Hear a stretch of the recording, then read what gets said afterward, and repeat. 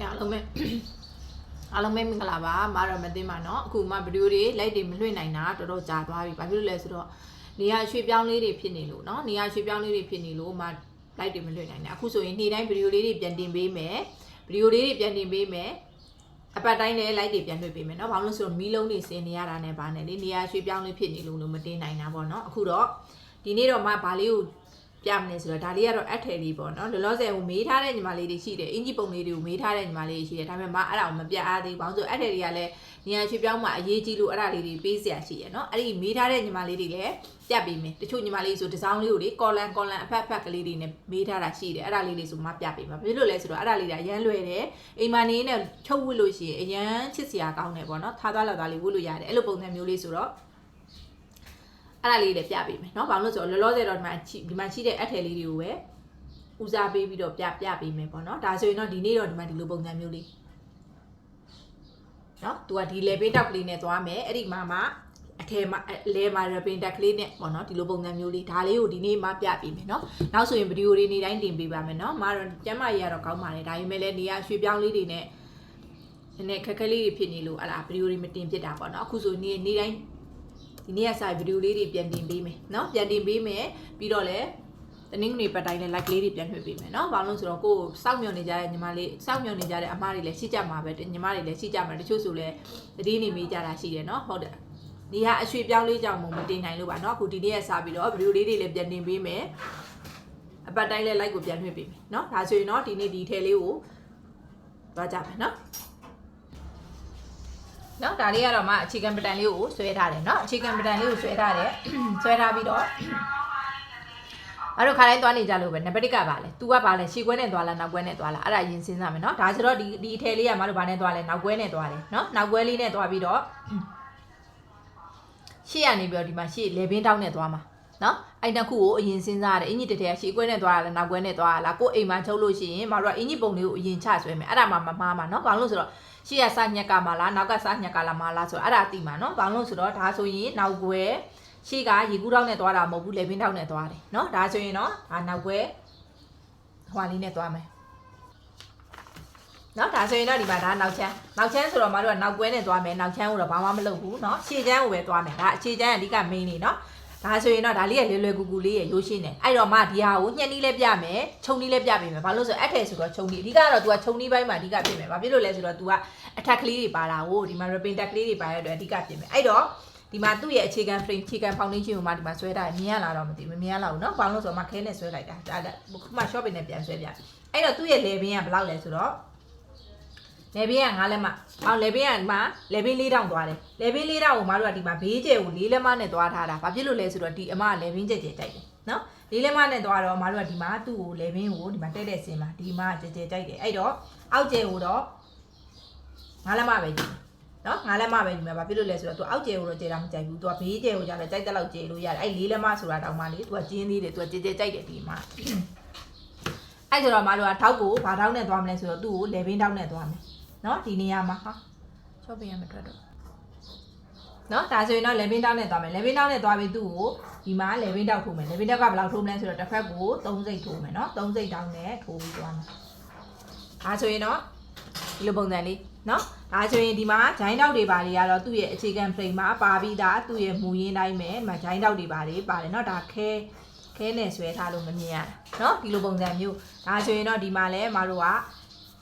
လုံးဝ smart ကြလေးဖြစ်ခြင်းနဲ့ဒီဘက်မှာလည်းထောက်ထိုးတယ်ဒါကတော့ပုံမှန်မူရင်းတောက်เนาะမူရင်းတောက်ဆိုတော့အဲ့တော့နံပါတ်1အနေနဲ့သူ့ကို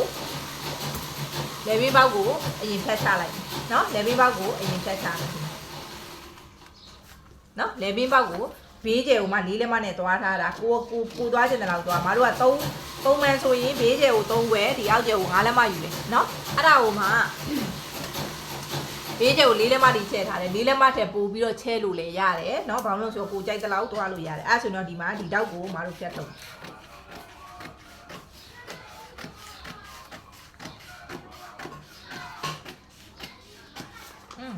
เนาะဒါဆိုရင်เนาะဒါအလဲချမ်းလေးဖြစ်သွားပြီအလဲခောက်ရိုးချမ်းလေး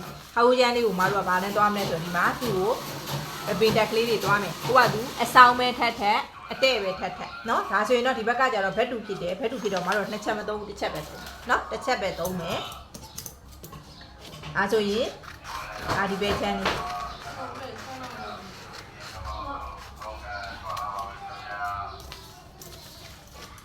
နော်ဒါဆိုရင်ဒီလေဘင်းတောက်ကိုဖျောက်ထုတ်နော်အဓိကမင်းကအင်ကြီးတစ်ထည်မှာမတို့တွေဘာဖြစ်ရမလဲဆိုတော့လေဘင်းတောက်ပါမယ်ဂျိုင်းတောက်ပါမယ်ရိုးရိုးမူရင်းတောက်ပါမယ်ဒီဘက်ကတောက်ကတော့ထဲခြင်းလဲထဲမထဲခြင်းလဲနေအဲ့ဒီတောက်၃ချောင်းပါမယ်လေဘင်းတောက်မပိုင်လေဘင်းအဲ့ကြီးဖြစ်မယ်ဂျိုင်းတောက်မပိုင်ဂျိုင်းမှာပွားပွားကြီးဖြစ်မယ်အဲ့ဒါတော့အဓိက main ပေါ့နော်အဲ့ဒါတွေမပိုင်တော့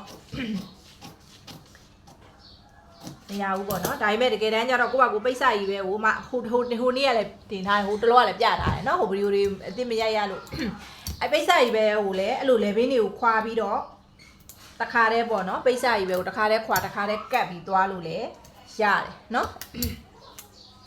်ဘာလို့ဆိုခုမှပတန်သုံးတော့အရင်ကပတန်တော့မသုံးနေနော်အဲ့လိုပုံစံမျိုးနဲ့ချက်ကတ်နေအောင်သွားလို့ရအဓိကမင်းကတော့အင်ကြီးတစ်ထည်မှာခါကောင်းလေဘင်းမဟာရဘူးဂျိုင်းလေးတွေသူ့ဟာနဲ့သူပုံကြရမယ်เนาะဘာလို့ဆိုတော့ရင်တောက်တွေဒီဂျိုင်းတောက်တွေထိုးတယ်ဆိုတာဒီဂျိုင်းတောက်တွေထိုးတယ်ဆိုတာဒီရင်အုံလုံးကိုကြွားကျင်တို့ပိန်တဲ့သူတွေဆိုရင်ရင်အုံလုံးကိုကြွားကျင်တို့မတို့ဝါတဲ့သူပိန်တဲ့သူတွေကြအဆင်ပြေတယ်ဝါတဲ့သူတွေကြအဆင်မပြေဘူးဆိုတဲ့သူတွေရှိတယ်အဲ့လိုလူမျိုးတွေဆိုရင်ဝါတဲ့သူတွေဆိုရင်ဂျိုင်းတောက်မထိုးပါနဲ့ဘာဖြစ်လို့လဲဆိုတော့အဲ့ဒါအဓိက main เนาะတချို့ကလေးတွေဆိုလို့ရှိရင်ဂျိုင်းတောက်တွေအများတန်းထိုးပြီးဒီအခြေခံ plan နဲ့တင်လာတယ်ဝါတဲ့လူတွေကြမာရေးအဆင်မပြေဘူးဆိုတော့ဝါတဲ့လူတွေမှာဒီလိုနေရာမှာအစီရှိတယ်မတို့တောင်မှာအစီရှိတယ်သိလားမတို့တောင်မှာအစီရှိတဲ့အတွက်တစ်ခါတလေမတို့ဆိုမတို့အင်ကြီးတွေဂျိုင်းတောက်မထိုးဘူးဘာဖြစ်လို့လဲဆိုတော့အစီရှိလို့ဒီနေရာကိုဂျိုင်းတောက်ထိုးခြင်းအပြင်ကဘာဖြစ်လဲဆိုတော့ဒီဂျိုင်းတောက်ကိုထိုးလိုက်လို့ရှိရင်ဒီရင်အုံလုံးကပိုကြွစေတယ်အဲ့ပိုကြွတာရင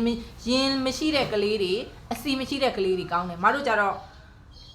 အစီရှိတဲ့လူတွေဆိုရင်မထိုးလဲရတယ်အစီမရှိတဲ့လူတွေဆိုရင်ဒီတောက်တွေလည်းမထိုးလဲရတယ်မတို့ကဘာသွားရမလဲဆိုတော့ဒီအခြေခံဒီ foundation တောက်ကလေးကိုပဲစနစ်တကျလေးထိုးလိုက်ရင်ရတယ်เนาะဘာလို့ဆိုတော့ဂျိုင်းတွေပါလေပွားမနေနဲ့ဂျိုင်းတွေပါလေကြက်မနေနဲ့သူတို့ကတော့ပွားပြဿနာမရှိဘူးမကြက်စေနဲ့ဂျိုင်းမကြက်စေနဲ့အဲ့လိုမျိုးကြီးတွေညှောက်ရရမယ်အဲ့ဒါလေးဒီကမိန်ပွားတဲ့လူကเนาะဘာလို့ဆိုတော့အဲ့ဒါလေးဒီမှာနည်းနည်းလေးခုနေဖြစ်နေတကယ်လို့ဒီရင်အုံလုံးလေးကမလှဘူးဆိုရင်လှအောင်ဝက်ကလေးယူဒါဆိုရင်တော့ဒါဒီပဲချမ်းဒါဆိုရင်တော့မှဒါခောက်ရိုးလေးနဲ့ပြလိုက်တာเนาะဒါဆိုရင်ဒါအလဲချမ်းဒီကနေဒီကိုအဲ့ဒါဆိုတော့ဒီမှာဒါရင်မင်းเนาะဒါရင်မြင်းအဲ့ရင်မြင်းကနေပြီးတော့ဒီမှာဒီလိုမျိုးသွားမယ်ဒါဆိုရင်ဘာလို့ကချုပ်စာပါတဲ့အမျိုးပါเนาะချုပ်စာပါတဲ့ခါကျတော့ဒီနေရာမှာချုပ်လိုက်မယ်ဆိုသူ့ကိုဆက်မဲ့နေရာဒီနေရာအဲ့ဒါဆိုရင်ဒီမှာ arrow လေးထိုးထားမယ်ဟုတ်ပြီလားဒါဆိုရင်ဒီနေရာလေးကိုနံပါတ်ကိုတက်ပြီးရင်သူ့ကိုတွဲလို့ရှိရင်ဒီနေရာစတွဲမယ်เนาะဘာဖြစ်လို့လဲဆိုတော့ပိတ်ဆက်ညံ့ရင်လည်းဟိုဘက်ဒီဘက်မှာ arrow ထိုးဘာဖြစ်လို့လဲဆိုတော့တစ်ဖက်ကကျတော့ဒီဘက်ရောက်တယ်တစ်ဖက်ကကျမြင့်တယ်ဆိုလို့လေဘင်းရဲ့စောင်းစောင်းဖြစ်လိမ့်မယ်เนาะအဲ့ဒါအဓိက main နေเนาะအဲ့တော့မတို့ကဒါဘာလုပ်ရမလဲဆိုတော့ဒီဘက်မှာဒါကတော့1ပေါ့နော်ဒါကရှည်ချမ်းရဲ့အပိုင်း1လေးเนาะအပိုင်း1ဒါက2ဒါဆိုရင်ဒီနေရာမှာဒါက2ချက်ညက်မယ်เนาะ2ချက်ညက်မယ်ဒီကောင်ကတော့အလဲခေါက်ရိုးနဲ့သွားတဲ့အတွက်တစ်ချက်ပဲညက်မယ်အဲ့တော့ဒီနေရာမှာမလုပ်ရမယ်သူ့ကိုချုပ်စာ၄စိတ်ထည့်ရမယ်ဒီဘက်နဲ့တွဲဖို့အတွက်1နဲ့2နဲ့တွဲဖို့အတွက်เนาะဒီမှာလဲသူ့ကိုချုပ်စာ၄စိတ်ထည့်ရမယ်เนาะကျန်တဲ့နေရာတွေကမတို့ကချုပ်စာပါပြီးသားအောက်ပိုင်းလဲပါတယ်ဘေးလဲပါတယ်ဂျိုင်းလဲပါတယ်ပခုံးလဲပါတယ်မပါတဲ့သူတွေကတော့ထည့်မယ်ပေါ့เนาะကိုယ့်ရဲ့ chicken foundation ပတန်တိုင်းဆွဲမပါတဲ့သူတွေကတော့ထည့်မယ်မတို့ကတော့ဒီကောင်ခေါက်ရိုးဖြစ်တဲ့အတွက်ဒီမှာတစ်ချက်ညက်မယ်ဒီကောင်ကတော့လွာချင်းဖြစ်တဲ့အတွက်ဒီကောင်က2ချက်ညက်မယ်เนาะဒါဆိုရင်တော့ဒါကရှည်ချမ်းရဲ့အပိုင်းလေးနောက်ချမ်းကတော့ဆိုတော့ပြောသလိုကိုကကိုရေကူးတောင်းနဲ့တွားရင်တွားမတွားရင်ဒီမှာရိုးရိုးတောင်းနဲ့ပဲရိုးရိုးဒီမှာ chicken foundation တောင်းနဲ့ပဲတွားအဲ့တော့မတို့ကရိုးရိုးတောင်းနဲ့ပဲတွားမယ်ဒါဆိုရင်တော့ဒီပိုင်းလေးကတော့ပြီးသွားပြီเนาะအဲ့တော့သူ့ကိုဘာသွားမလဲဆိုတော့လက်ပိုင်းလေးသွားမယ်လက်စကလေးကိုလည်းတစ်ခါတည်းညှပ်ပြလိုက်အောင်မယ်เนาะဒါဆိုရင်တော့သူ့ကိုရိုးလက်ဖောင်းလေးညှပ်မယ်ဒါဆိုရင်ရိုးလက်ဖောင်းကလည်းအထည်လိုပဲအပေါ်ပေါင်းအောက်ပေါင်းကတ်မယ်เนาะဒီမှာလက်စကမယူသူကလက်တိုပဲယူမှာလက်တိုဆိုတော့သူ့ရဲ့လက်အရှည်က9လက်မเนาะ9လက်မဆိုရင်မတို့ကလက်ဖောင်းဖြစ်တဲ့အတွက်အပေါင်း3နဲ့သွားတယ်เนาะရိုးလက်ဆိုရင်အပေါင်း2လက်မနဲ့သွားတယ်အဲ့တော့9လက်မကိုအပေါင်း3နဲ့သွားတော့10လက်မเนาะဒါဆိုရင်ဒီမှာ10လက်မဒါဆိုရင်ဒီမှာ10လက်မเนาะဒါဆိုရင်ဒီကနေဒီကိုဒီလိုပုံစံမျိုးလေး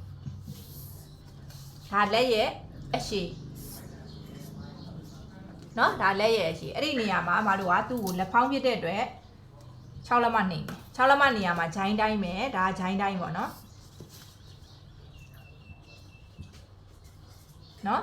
ဒါအရင်လူတွေကတော့သိတယ်เนาะနောက်လူတွေအတွက်တခါတည်းသင်ပေးလိုက်တယ်အဲ့တော့သူ့ရဲ့ဂျိုင်းကဘယ်လောက်ရှိလဲဆိုတော့ဒီအမရဲ့ဂျိုင်းက18ရှိတယ်18ဆိုတော့6လက်မဒါပေမဲ့သူကဝါးတဲ့ထဲမှာပါတော့မတော့9ခွဲလောက်ယူမယ်ဒါဆိုရင်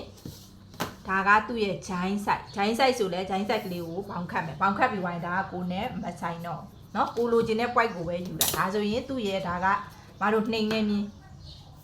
နော်တကယ်လို့ရိုးရိုးလက်ဆိုရင်၄လက်မှနှိမ်မယ်လက်ဖောင်းဖြစ်တဲ့အတွက်6လက်မှနှိမ်မယ်နော်ဒါဆိုရင်ဒီကနေဒီကိုမတို့ကိုနှိမ်ထားတဲ့နေရာကနေပြီးတော့လက်ဟိုကနေပြီးတော့ဘောင်လေးခတ်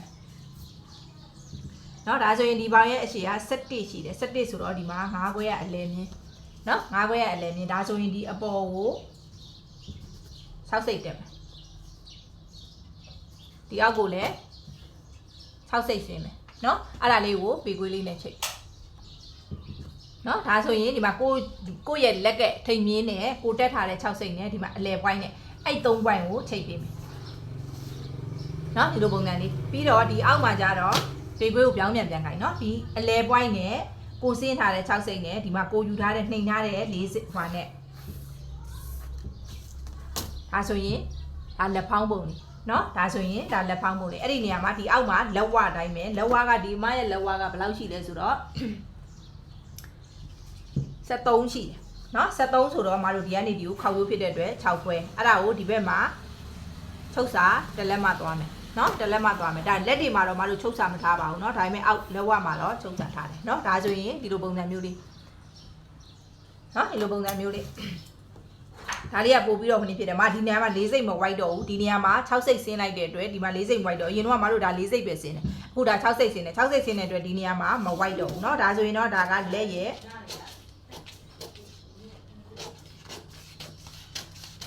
လက်ဝเนาะဒါလေးကသူ့ရဲ့လက်ဝအရှိလေးပေါ့ဒါဆိုရင်ဒီနေရာမှာမတို့6စိတ်ဆင်းထားတဲ့အတွက်ဒီလက်ကို4စိတ်မ white တော့တာเนาะ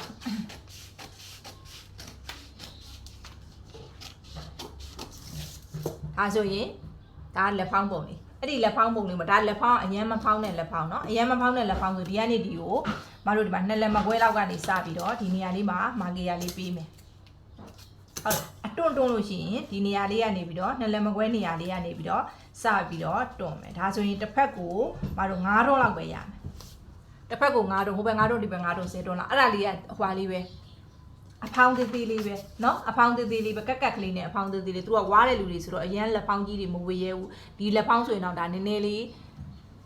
ဖောင်းနေသေးတယ်เนาะနည်းနည်းလေးဖောင်းနေသေးတယ်သူတို့ကြတော့မဝေရဲဘူးမဝေရဲတဲ့အတွက်မတို့ကမဝေရဲတဲ့အတွက်အဖောင်းသေးသေးလေးယူပေးရတယ်ဒါလောက်ပဲ